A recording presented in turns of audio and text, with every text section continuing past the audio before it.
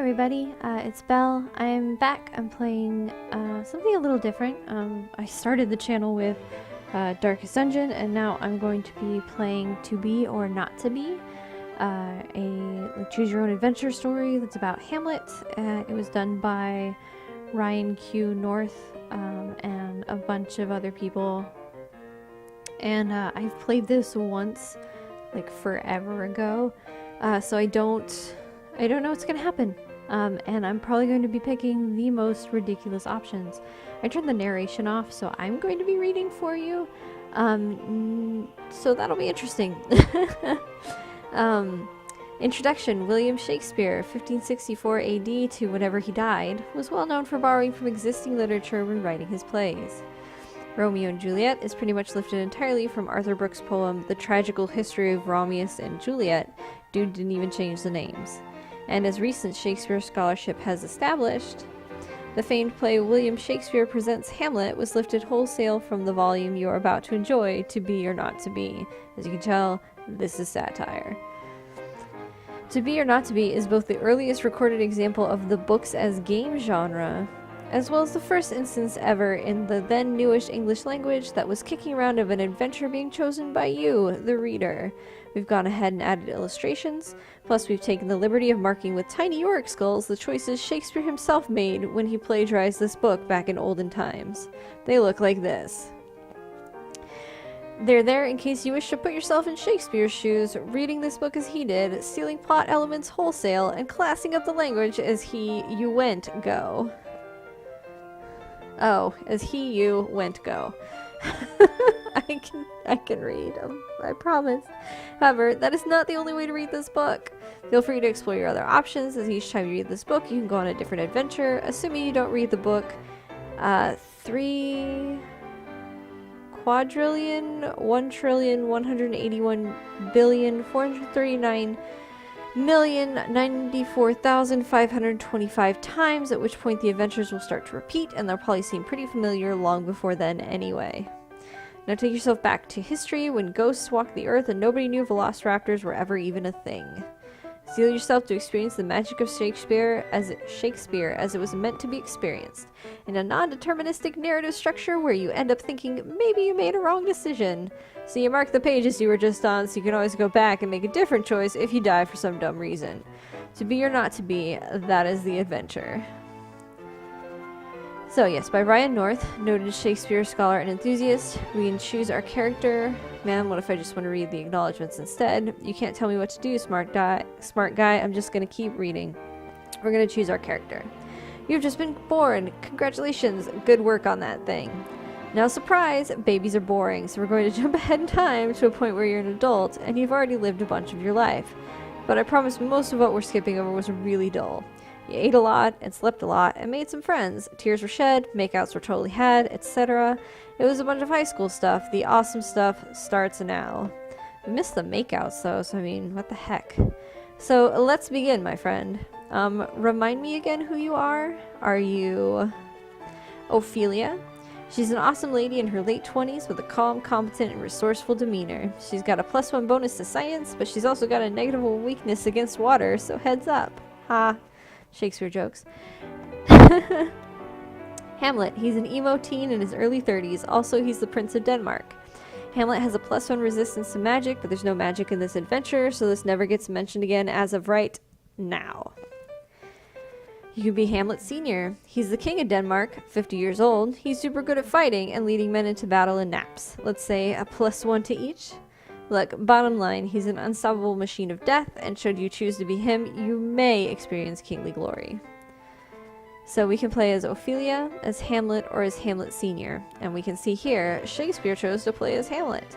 I prefer to play female characters, so I'm going to start as Ophelia. So I just got an achievement.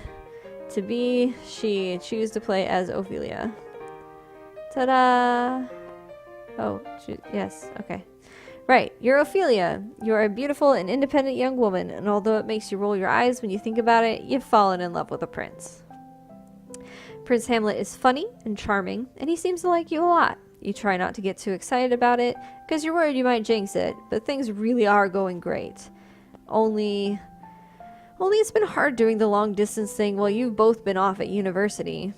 And while you've loved studying capital S science, and you're sure Hamlet's loved studying capital U undeclared, it hasn't been easy.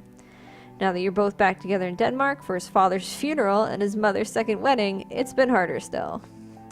Hamlet's really sad, and you can't blame him for that since, you know, his dad died, but you wish there was something you could do to help him.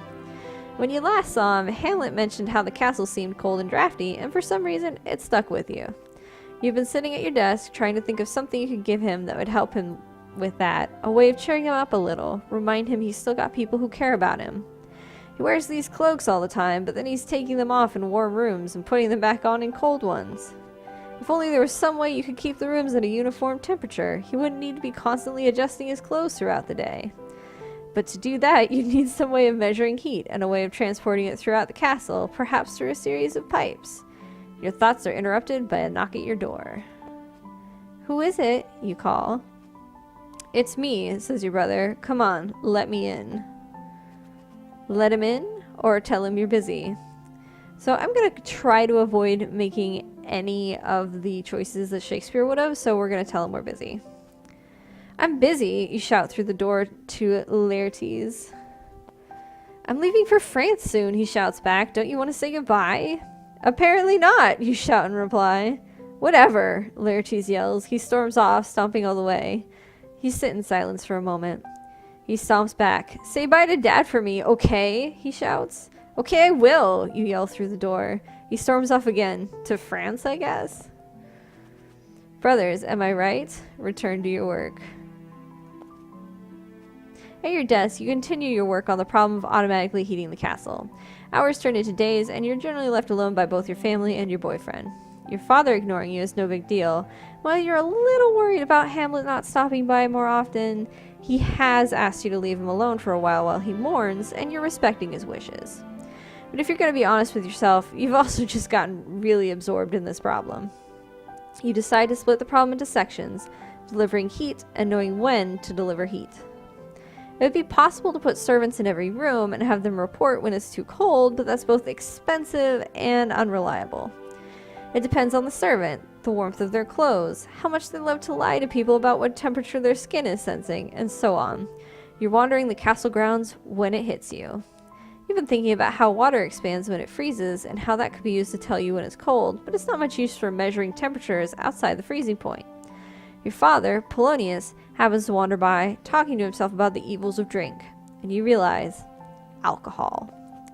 The right alcohol would expand linearly with heat, and by putting it in a slender glass vial, you could measure the size of that liquid, which would correspond 1-to-1 with temperature.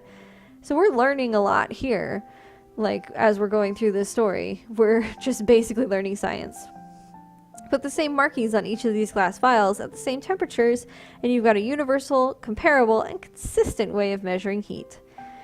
You wouldn't have to rely on a servant's impression. They could just tell you what line the alcohol has reached. You run back to your room to start working on the prototype.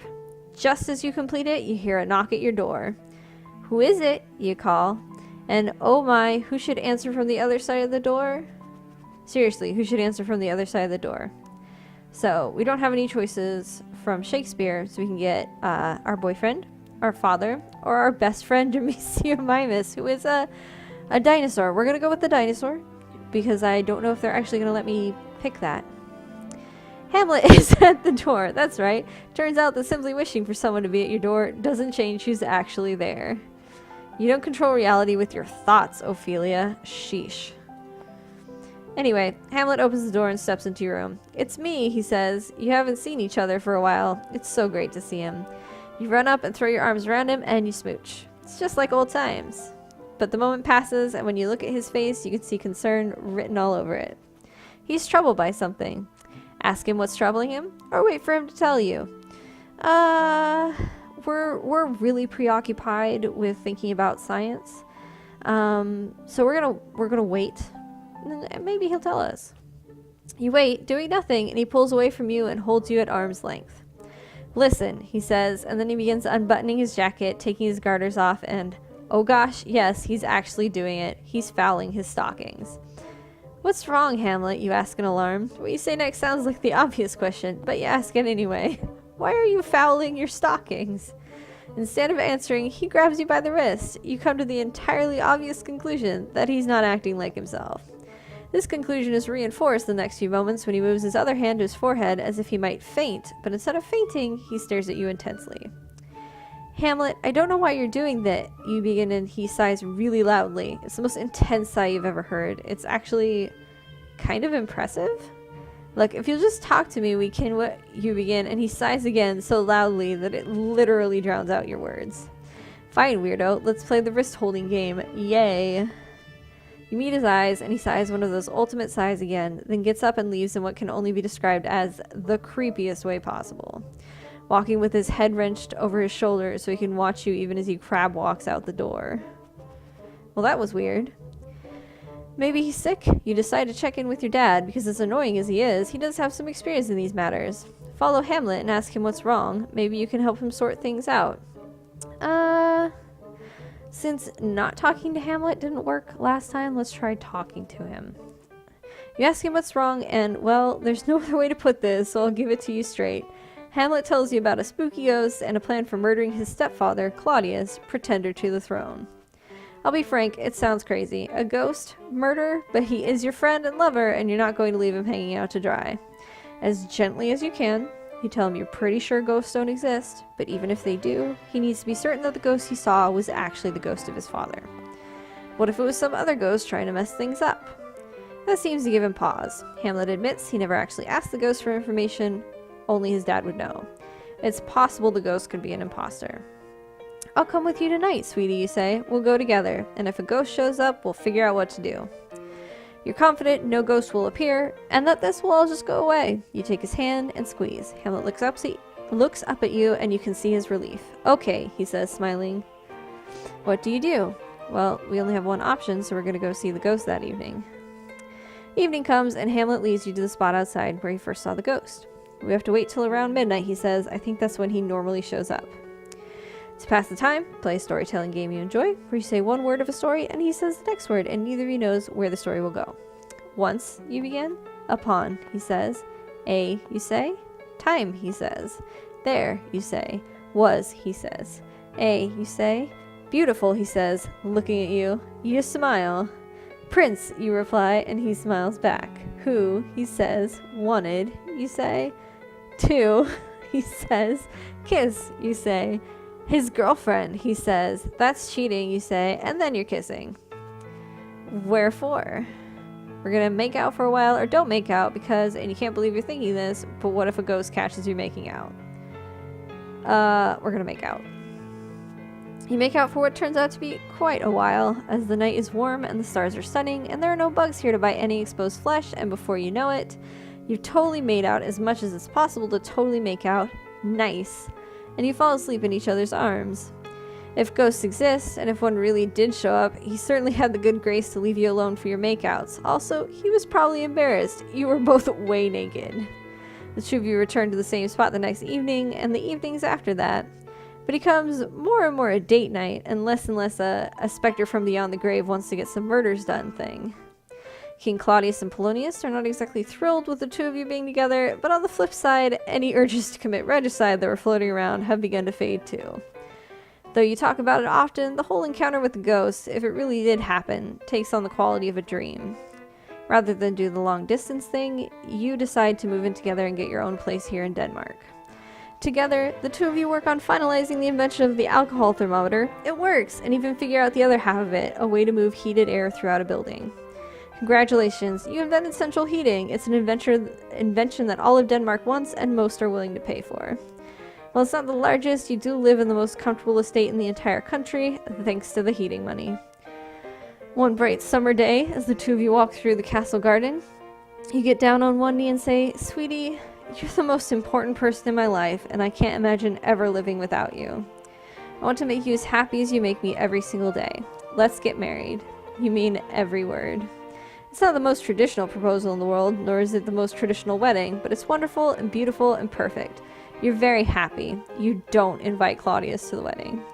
A few years later, Claudius falls ill with some sort of lung disease, and his doctors are unable to treat it effectively. He passes away only a few months later, having never produced an heir. Shortly after, the two of you become the new king and queen of all of Denmark. Your first child, Alex, is born 5 months later, and you all live happily ever after. The end. So, that was our victory. What's it say up here? Oh. That is a very large picture. Wonderful.